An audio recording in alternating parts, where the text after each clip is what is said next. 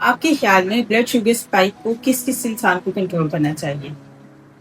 सिर्फ डायबिटीज वाले लोगों को? बिल्कुल नहीं।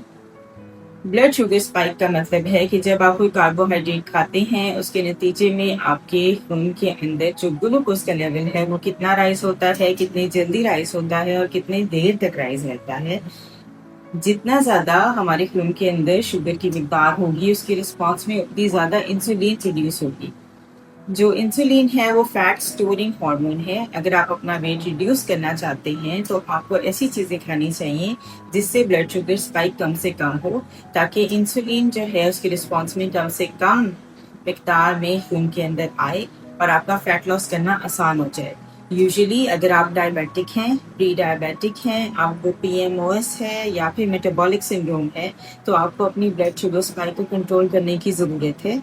इसके अलावा अगर आप ओवरवेट या ओबीस हैं और वेट को रिड्यूस करना चाह रहे हैं, तब भी आपको अपने ब्लड शुगर स्पाइक को कंट्रोल करना चाहिए, ताकि उसके रिस्पॉन्स में जो आपका इंसुलिन हार्मोन लेवल है वो भी कंट्रोल में रहे। याद रखिए, आप अपने इंसुलिन लेवल्स को जितना कंट्रोल में रखेंगे, आपको वेट लॉस करना उतना आसान हो जाएगा।